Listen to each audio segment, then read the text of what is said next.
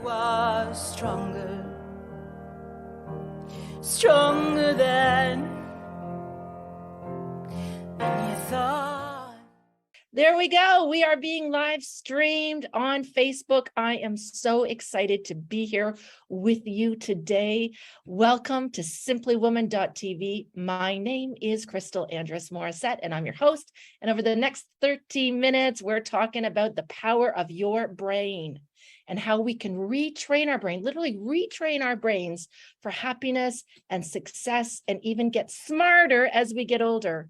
I know we've all heard that old saying, you can't teach an old dog new tricks, but however, in recent years, this theory has been disproven through a discovery of a profound phenomenon called neuroplasticity. And today we are talking with neuroscientist Shonté Jovan Taylor. Before I introduce Shonté, I've got to tell you that I've been girl fanning her for years and reading all her daily posts, and I've joined her groups and I've watched her videos and I love her TED Talk.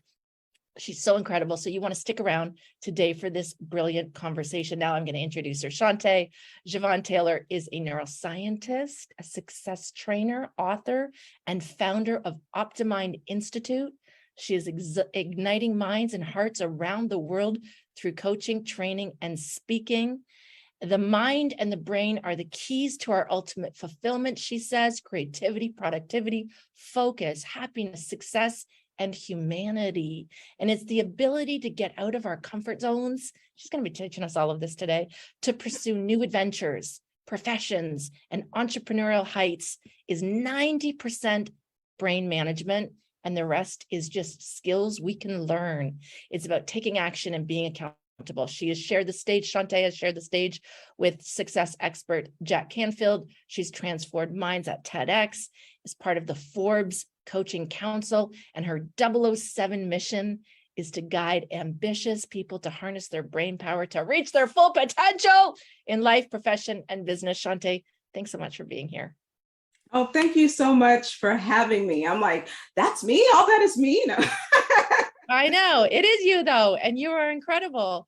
Thank you. So we're gonna dive in. Let's talk about, because I know this is kind of a lot of people think this is sort of a heavy, a hard, a confusing. Even when you say the word neuroscientist, your brain kind of goes like neuroscientist. So like, why don't you tell us what a neuroscientist is, why you decided to become one, and then we'll get into what neuroplasticity is. Yes, absolutely. So neuroscience is one of the harder sciences. It's a concrete science, the study of the brain and the nervous system that essentially is the center of this human experience. The reason I became a neuroscientist is because I've always been fascinated with the brain, starting from a little girl. And I had the opportunity to go to UCLA and become a neuroscientist. The path that I was taking, though, was to go on the more pathology side of neuroscience. I wanted to be a neuropsychiatrist when I grew up. And so that was my path, right? So I was studying what was wrong with the brain injuries, dementia. And that was the lens for a long time that neuroscientists studied the brain when something went wrong, right? And so fast forward in the 1990s, 2000s, right? Brain imaging coming on the scene. And now we're able to really spy on the brain in real time, right? When people get into those brain scanning machines and see what people are literally thinking and feeling, and when their words are not aligned with their actions, or when their, motor cortex or their visual cortex is lighting up when they're visualizing or thinking about moving. It's so fascinating what we know now about the brain. And so we have neuroscientists across the spectrum who are still studying, of course, the pathologies of the brain, what's wrong with the brain, and helping to develop, interventions for people with those deficits. I knew my strength was positive neuroscience. It's kind of like positive psychology, right? Yeah. It's like psychology was focused on more of the the negative side of what's wrong with people's thinking, right? And then positive psychology came along and said, let's focus on what's right with our thinking, right? So that was what lit me up to start telling people and empowering people how their brain, what is possible with their brain, what's going right with their brain. And they're, sometimes you're almost there. You just need a little bit more knowledge or strategy or understanding about how your brain works, and you can take off. So. I love it's interesting. I learned a long time ago. I didn't know it was called neuroscience. I didn't even really fully understand at the time the word neuroplasticity or I just knew it was interesting because my youngest daughter, and I actually had a head injury, which I might, if we circle back around, talk about that head injury I had when I was 20 and what it did and just the fascination that I started to have after that head injury around what can my brain do? How can we correct things? And so interestingly, Julia, my youngest, when she was born, she'll probably kill me for saying this, but she just came out crying. She just was a little crier. She just always cried. When she went to school and she started getting homework, she would come home and cry. Everything was about crying. And I'd heard something, and I would love for you to explain sort of the science behind it. But I said to her when she was really little, Julia, it's not really your fault. And it's sort of like what you're saying. Who knows why she was a crier? Who knows why that was her default mechanism? Who knows who knows exactly why? But I said to her at a certain point, it's like taking a path, and you walk to school every day and you take that path every day. And every time you take that path, you reinforce that way of doing it. And, when we do it a different way, we can create a new path and the old one will grow grass over it. And it was amazing when I actually started learning from you and people like you about the brain, that's actually the way that it works. We really can change and create a new pathway that becomes automatic for us. Can you explain how that actually works with the brain? Yeah, absolutely. And I love that analogy. And that's something that I love to artfully do, is explain the brain in a way that people can understand and grasp and implement right away. Yes. So, which is key to neuroplasticity. And neuroplasticity basically is the brain's ability to change. Okay, the brain cells' ability to make new connections based on learning, additive learning. And the way we get that learning sealed in is what you said, you keep having repetitiveness, right? There's some other ways to make sure that those neural pathways are formed, right? You got to have your focused attention, okay? So, and the more complex the change or the learning, the more attention you need to give it, right? And the longer period you need to give it. And also, emotions are very connected to our learning capabilities, right? So if you think of the emotional brain, I got my handy brain here. Yeah. We have this whole emotional brain, and we have the hippocampus. And the hippocampus is think of a college campus, right? It's where learning occurs, right? So that is where our first encoding of information occurs, in that hippocampus, right? But it's really close to our, it's first of all located in the emotional brain, right? So we have a whole section of our brain that's dedicated to emotions. Emotions are beautiful, people, but it's also connected to that little amygdala, that fear threat brain that kind of warns us when stuff, may be threatening our person, right? And so the stronger our emotions, the stronger the encoding of that new learning or learned behavior that we are seeking. So it behooves people to be emotional when they are learning, right? But use emotions as your superpower for learning.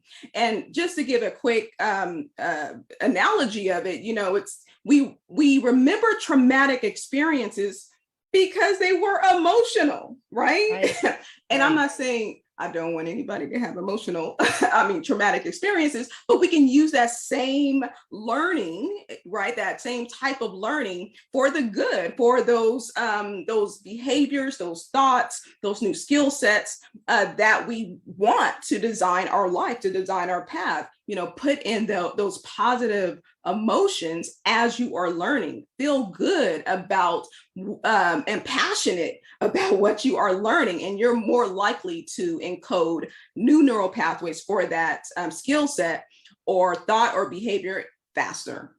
And so you're saying when you can combine sort of more intense emotion with whatever the behavior is, when you can combine the behavior and the emotion, you're going to create that almost like a highway faster. You're going to make it happen faster, where it starts to become more automatic. It starts to get easier and easier. So would you say when you're doing something you really love, is that a great emotion? Is that an emotion we should be zoning in on? Like, I love this. I love doing this. I'm good at this. And I love doing this.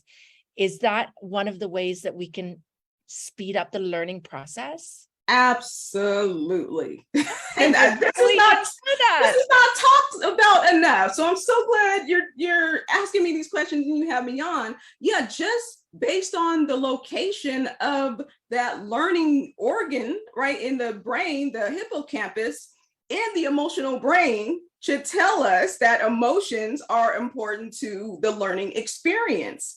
So that's why I call our emotions a superpower, but they don't become our superpowers until we learn how to manage them. Yes. We learn how to feel them and navigate them, right? Yep. And then harness them for the brain, the life, the thinking, the behaviors that we desire. So yes, emotions accelerate the process of learning. Oh, I love it. Now let's talk about, I know I sent you a bunch of questions and now I'm already asking you questions that I didn't even send you. So I just want to stay with that thought though. So you were saying when you've had something happen that's really traumatic, and I think we've all had trauma. I literally had a physical trauma where my foot got caught. I was in an opera house and my foot got caught on the stage and I fell headfirst into the cement orchestra pit, and I broke my skull and my ocular and severed the nerves on the side of my face. And it left me with abnormal activity on my temporal lobe, my left temporal lobe. So I've always wanted to ask someone like you, what is that? What do you think of that? Like when I started having periods where I thought I was fainting, but my husband said, you look like you just had a seizure.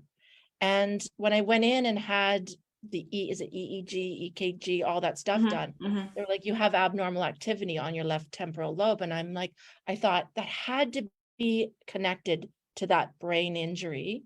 And I wonder when we get into and we start talking about, you were talking about the hippocampus and we're talking about the different parts of the brain. When we have an injury like that, is it possible for other parts of the brain? I know I'm just, here I pour you. I'm just like, tell me about my brain that you've never looked at. I get this all the time. So Crystal, I'm no longer in the clinical world, but I will say, I actually did my thesis on concussions, but they were closed. Wow. Traumatic brain injuries. But yeah, anytime the significant part of the brain, even a small part of the brain, will create change, it's possible to create changes in your physiology, your response time, your thinking abilities, your sleeping. So it just depends on, of course, what part of your temporal lobe. I mean, you also talked about your ocular nerve being severed or, compromised. I mean, that, messes with your, balance, right? We have a whole nervous system just to keep us balanced. So if that part of your brain is compromised, you are going to have balance issues that can make you dizzy and fall. So there's a lot of complications, but the beauty about the brain, that's what I want to hear. Its ability to make up for damage as much as it can. Yes. Right. That's the part that I love. And I think that's why I'm so fascinated by it, because whether it's someone, I'm just hearing the new term now, like neurodivergent, where people have like maybe ADHD and somewhere on the autism spectrum. It's just really amazing though, how the brain, I just love knowing that as we get older, it doesn't mean that we the brain is drying up and we're becoming rigid, and we can keep it malleable and we can keep learning and we can learn in a different way, in a new way. And I love that the science and what you talk about so much is there's things that we can truly do to support ourselves, help ourselves, retrain the brain for those things, for happiness, for success. I know right now in the world, and you're down, where are you, in Texas? I am in Texas.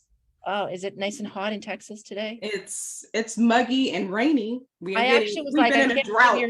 You're in a turtleneck in Texas, and I was like, I feel like I need to be wearing a bathing suit, and I'm up in Canada, so like I have no reason to be. Anyways, but it's really thin though. It's like, it's very sexy. It's very pretty. You look gorgeous. Thank you. But it is amazing. Like, look what's happening right now in the world with women. I work exclusively with women and with coaches, and I know you specialize with coaches, but what about for us women? Is there something we can do with our brains to help us, like with what we're going through, with what's going on? How do we stay united, positive? How do we create the successes and where we want to get to? Where does neuroscience come into that? That's a big question, a big loaded question. It is.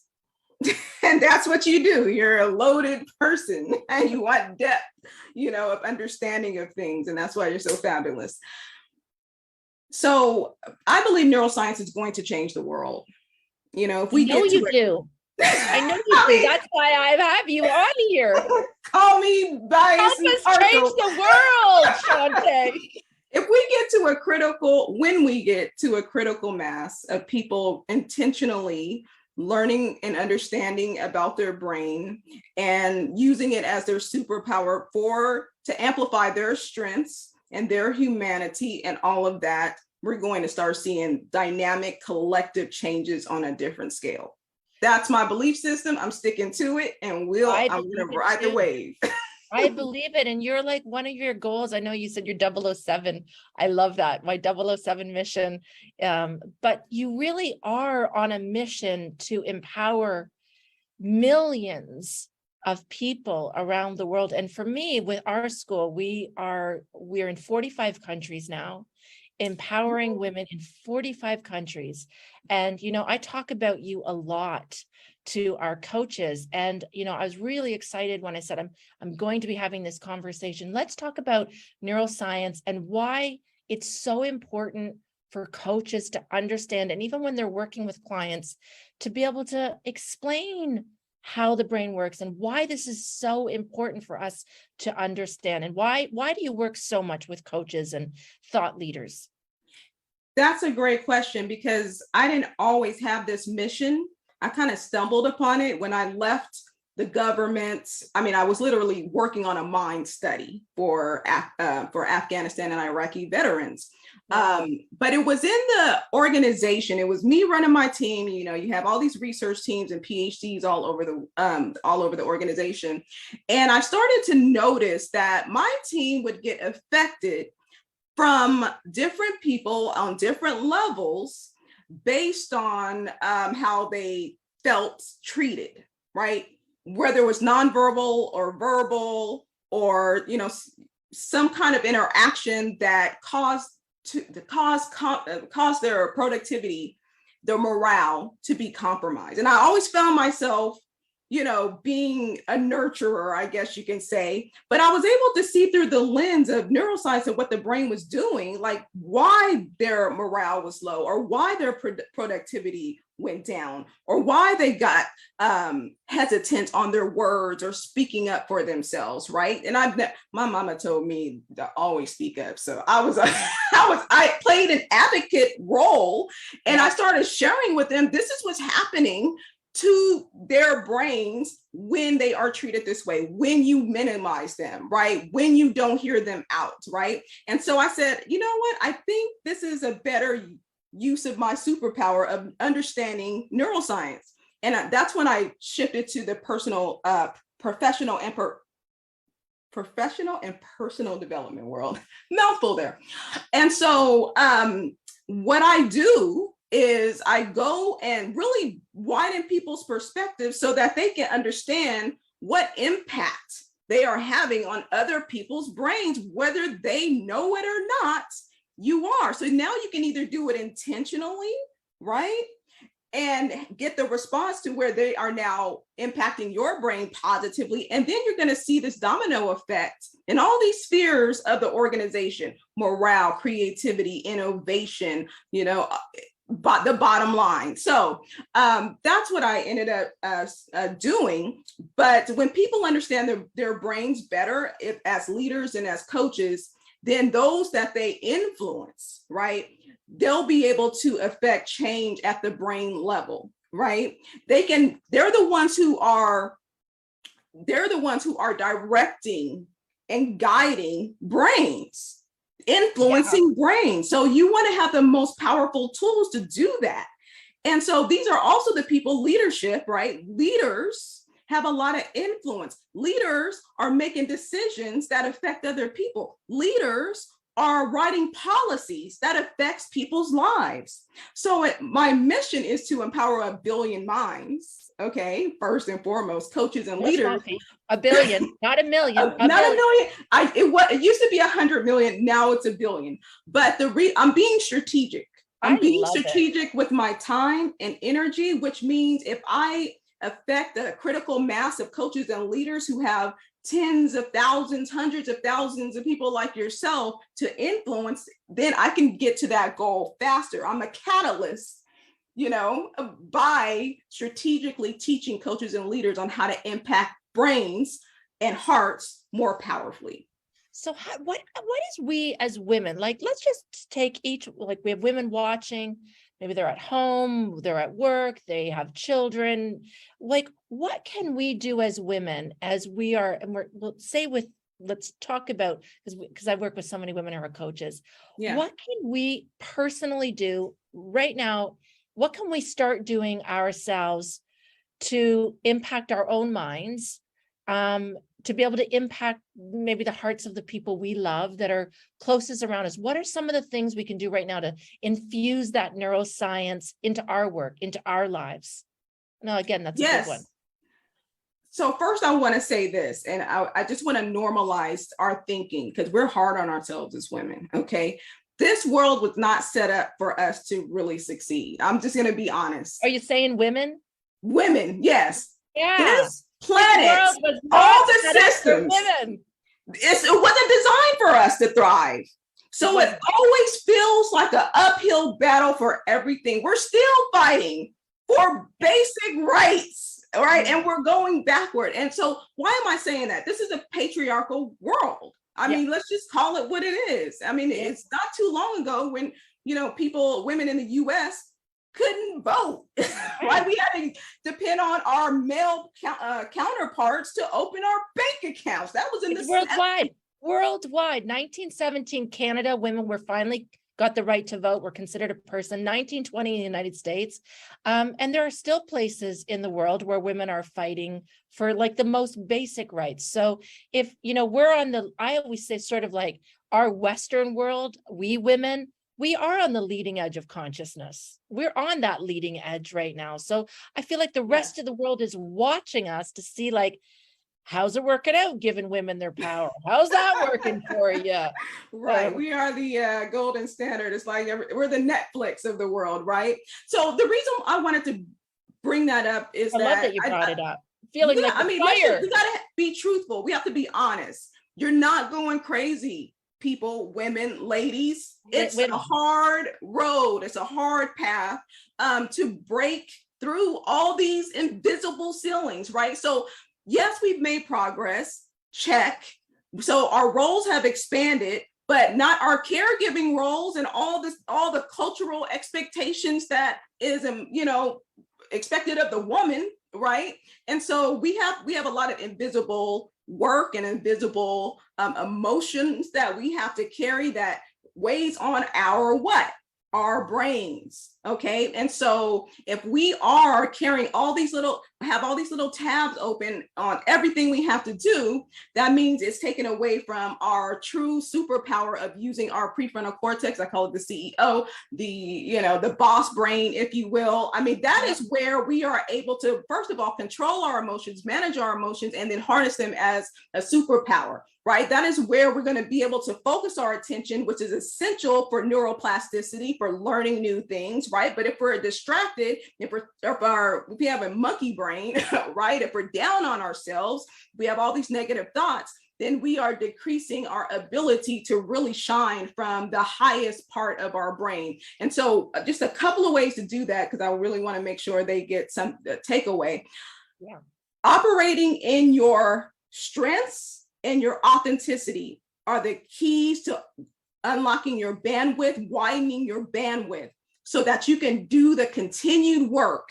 Yes. And stay on the, above the emotional water, if you will, so that you can continue to do the work. Your strengths are your natural, most powerful, what did you call them? Pathways or highways, you said? Yeah. Those make up the core of you, your personality, the strongest parts of you. And your beautiful adult brain is well curated. If you're in your 40s, your 50s, your 60s, your brains are beautiful. It's like fine wine. And those strengths, those neural pathways that you formed all over the decades, that's where you want to add new learning to your experience. Don't try to learn all the things. Your brain is no longer equipped to learn all the things, okay? You're not crazy. You're not losing it. You need to be more intentional about what information you are adding to your brain strengths. Right. Okay, that's how your brain works. So I'm loving, so it's so simple, really, that what you love will light you up. And if it's lighting you up emotionally, that's where you stay focused, weed out all the other noise, stay doing what you love because it's your authentic superpower. The emotion of loving what you're doing is going to make the pathway form faster, and then keep engaging in the learning and deep, meaningful conversations about that topic. That's what is going to add value to your journey now. Okay, so the brain is very conservative about how much energy it uses. So it wants to use energy on the existing neural pathways that you already have. It takes a lot of mental energy to learn stuff from the ground up. So find meaning in what you're learning and ask yourself, is this adding value to my existing strengths, to my existing journey, to my existing pathway? You don't have to do I give you permission, everyone, ladies. You don't have to do everything. You don't have to know everything anymore. Be more intentional about how you use your brain. I just love that. That's so we just narrowed it right there, which is you don't have to be a jack of all trades. Stop trying to be everything to everybody. Stop trying to be everything and just laser in on, and that's how your brain will get smarter, faster. Things will click. It's just so, it's sort of the thing we've all learned all along, which is do what you love and the money will come. But what you're saying is weed out everything else that's distracting you. Become very intentional about what you want to do, what you want to create, and stay focused on that. I say that all the time. People ask me, how do you have so much willpower to work? And I'm like, I love what I do. It actually takes work to not work. It's my brain. I feel like my brain lights up first thing in the morning, ding, ding, ding, ding, ding, ding. Oh my God, I have new ideas.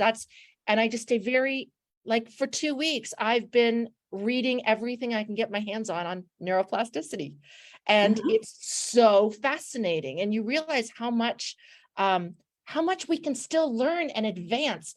But I think what the biggest takeaway I got from you is your brain doesn't want to learn something brand new from scratch. So at this age, find what you're already good at, find what you already love, and expand on that. Is that really the takeaway today? Yes. In relationship to your mental strengths, though, right? So that's where the neuroscience comes in with things that we already kind of know, right?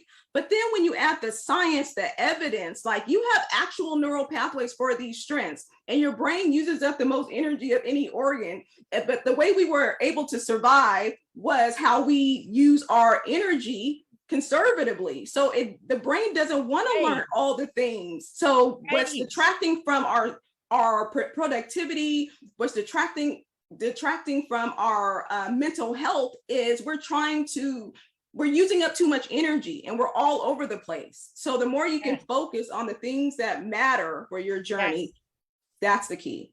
Like the grass is greener wherever you water it. Yes.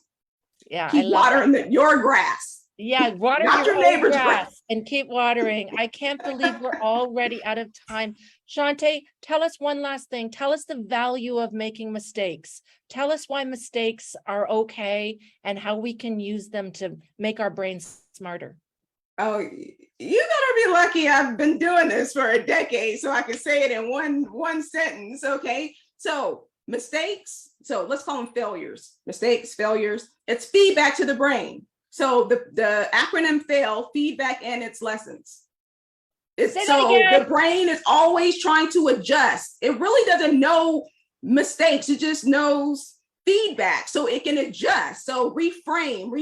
It's not a mistake. It's not, you just didn't get that result, but it's still feedback. So your brain can course correct to make the micro adjustments, the macro adjustments. It's feedback for the brain. That's how the brain sees experiences and outcomes. I love that. I could talk to you forever. I can't believe 30 minutes has gone by that fast. You are brilliant. We have to do this again. Next time I want to have questions. I want to take questions from our audience. But you're just so brilliant. You're so beautiful. It's just been my honor finally to get this time to actually chat with you. Next week, ladies, you want to be back because we're talking about women weight, body image, the BS of the beauty industry. We're talking about Canadian TV royalty, Lisa Laflamme, and her recent firing, or whatever you call it, dismissal from co-anchoring the evening news on CTV National, and whether it was really about the fact that she let her hair go gray. Can you imagine 58 hair's gone gray, you lose your job. Anyways, I've invited Jennifer Ettinger. She is a social media influencer from CTV. She has worked all the red carpets from the Oscars to the Grammys. She's been on all the CTV entertainment shows. She's going to be here next Tuesday to help us unpack this. It's a huge topic for women. You don't want to miss it. Plus, we'd love your help with the best show topics. Maybe we'll even invite you to be a guest, or maybe you know of a great guest. So you want to head over to simplywoman.tv. That's it, HTTP, whatever that is, just simplywoman.tv. Join our mailing list, stay in the loop. Shonté, thank you so much for being with us today. You're beautiful and brilliant. And thank you, likewise. You're so welcome. It's my pleasure to connect with you today. Again, my name is Crystal Andrus Morissette. Take care. I'll see you next week for another episode of simplywoman.tv. And remember, we are for women, by women, about women. Bye for now. Thanks, Shonté. Thank you. You are stronger than